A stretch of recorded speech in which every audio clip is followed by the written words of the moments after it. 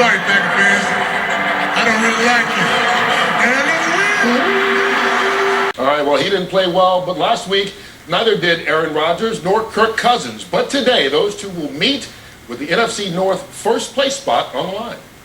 The Vikings go to Green Bay. A lot of discussion about the matchup. I'm running with my mouth, baby. Like I didn't even need to practice. Off to the races. Touchdown. Mike Zimmer has to feel very, very good. Touchdown. The Packer back. This is the best rivalry in the NFL. All right, as Michael and Jimmy join us, we'll talk about the quarterbacks in just a second in this game. Hey, I want to go to you, Michael, because this Green Bay defense, only 3 points given up in the opener. They look really good. Was that facing Mitchell Trubisky, or is this the Green Bay defense we should expect today? Well, I don't. If they want to win, they better not have the same defense they had last week, because last week they used smaller personnel groupings, a lot of defensive backs. This week, if you're going to play against the Minnesota Vikings, you expect them to run the ball. They got B.J. Goodwin from the Giants. He now knows the playbook well enough to be inserted in the lineup, give them a bigger lineup to stop the run for the game today. Like Michael said, Minnesota ran the ball week one. I mean, they ran it so much, they only threw it 10 times all game. Should we expect that from them in this matchup? Well, hey, Zimmer, they ran the ball, or they threw the ball 10 times, and that was 10 times more than Mike Zimmer would want. I mean, there's no doubt he wants to run the football, and I think in this ball game today, because of the new offense for Green Bay, the struggles that they have, I don't see them scoring a lot of points against this Vikings defense. I think it's going to be Dalvin Cook and a heavy dose of the running game once again. Troy, you said new offense for Green Bay. Matt LaFleur came in. Now, he's got Aaron Rodgers wearing a wristband because he wants to speed up the tempo of the game. Really, they had 213 yards total offense. They've got to get better. Aaron Rodgers didn't play much during the preseason, and so he didn't get a lot of work. They'll be better, this week. Hey, Jimmy, that wristband, I began wearing a wristband my 10th season, and I hated it. And the reason is you start reading the play as opposed to hearing the play in your head. And when you hear it in your head and you're walking to the line, you're visualizing everything that's going to happen, the blitzes, where are my hots, where am I going with the football.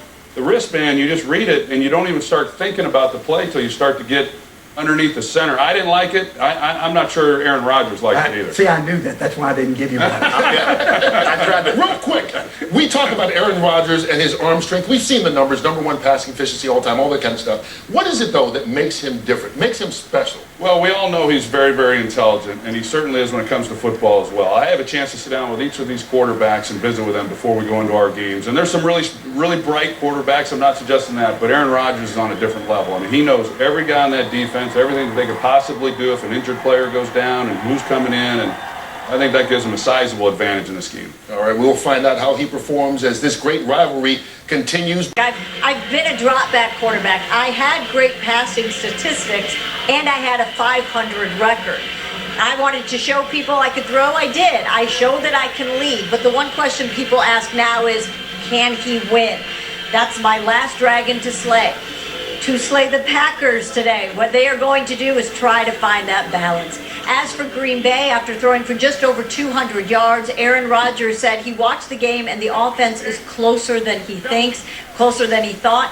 He said today the biggest thing is making sure that tempo is a little bit faster.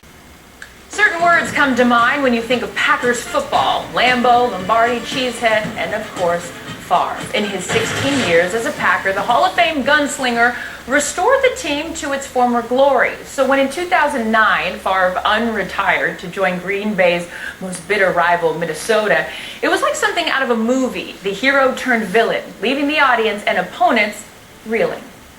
I grew up watching Brett Favre. He's my hero. When Brett Favre became a Viking, there were definitely a lot of other Wisconsinites who did not feel the way that I did.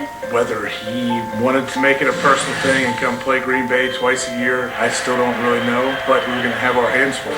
November 1st, Brett Favre returns as Minnesota Vikings. You can tell Brett Favre is running onto the field.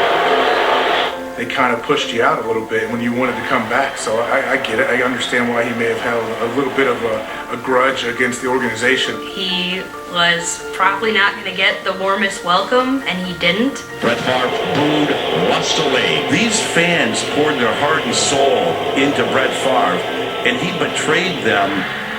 It didn't matter what color his jersey was going to be, I was going to wear it.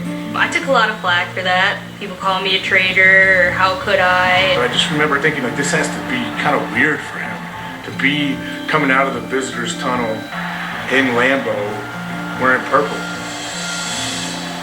Favre guns it over the middle into the end zone. Favre is throwing bullets again. It's still one of Brett's greatest games. He had 4 touchdowns. He came out and just seemed to have that Brett Favre magic. But now I'm on the field and he's doing it to us. I wanted to honestly shove it in the Packers' face. You didn't want him anymore, and he showed you that he's still Brett Favre. He's still the gunslinger. He's just letting everybody know, like, hey, I still have it, and I can do this as many times as you want me to.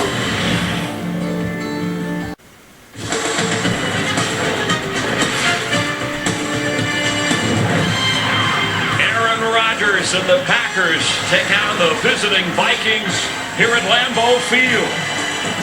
Both teams coming off opening week victories in this clash of teams from the NFC North with 3-time Super Bowl champ Darryl Johnston.